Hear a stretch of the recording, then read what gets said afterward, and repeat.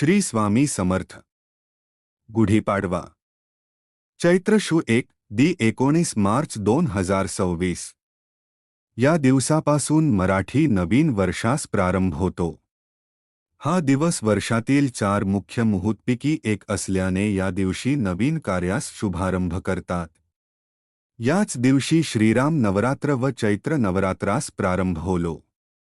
म्हणून चैत्र नवरात्रापासून श्रीराम नवमीपर्यंत सर्वांनी श्रीराम रक्षा पठण करावी.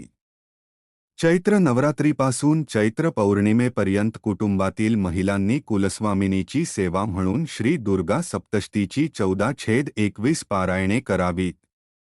चैत्र शुद्ध प्रतिपदेस ब्रह्मध्वजारोहण करतात, म्हणजेच गुढी उभारतात. कृती सूर्योदयापूर्वी एक चांगली वेळूची काठी घेऊन त्यास तेल लावून गरम पाण्याने स्नान घालावे.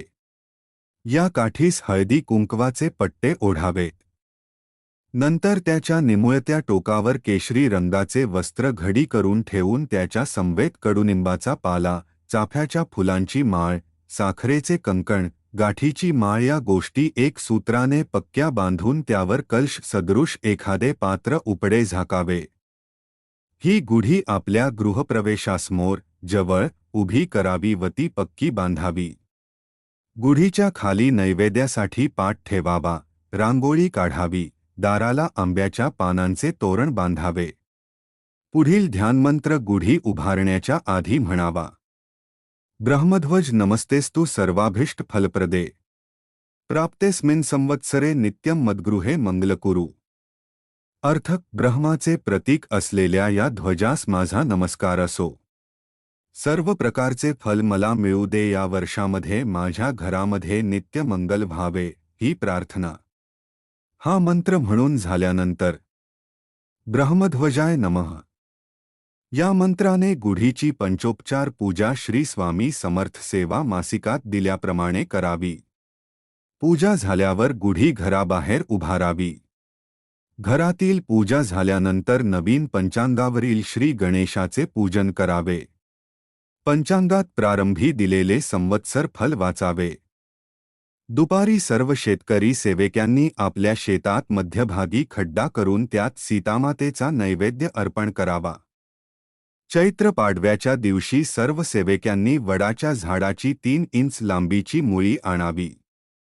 ही मुळी व रंगारी हिरडा या दोन्ही वस्तू कुटुंब प्रमुखाने आपल्या उजव्या हातात घेऊन सामुदायिकपणे एक माळ श्री स्वामी समर्थ जप करावा. नंतर त्या वस्तू पाटावर ठेवून त्यांची पंचोपचार पूजा करावी व त्या सर्व वस्तू एका लाल पिशवीत भरून आपल्या घराच्या प्रवेशद्वाराच्या चौकटीच्या खिळ्यास ती टांगावी. या उपायामुळे घरातील सर्व व्यक्तींचे आजार, बाधा व संकटे यापासून संरक्षण होते. या दिवशी कडुनिंबाचा पाला, फुले, हिंग, जिरे, मिरे, ओवा, गूळ यांचे मिश्रण करून घ्यावे व ते मिश्रण घरातील सर्वांना द्यावे. कडुनिंब हे अमृतापासून उत्पन्न झालेले असल्याने ते जंतुनाशक, आरोग्यदायी आहे. त्याचे सेवन आता प्रतिकात्मक मानले जात असले तरी त्याचे नित्य अनाशापोटी सेवन केल्यास शरीर सुदृढ, निरोगी राहते. अनेक रोगांवर त्याचा उपयोग होतो. सर्व शुभकार्याचा मंगल मुहूर्त पाडवाच होय. म्हणून या दिवशी कोणत्याही नवीन कार्याचा शुभारंभ करावा.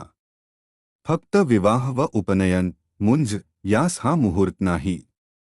श्री स्वामी समर्थ गुरुमाऊली.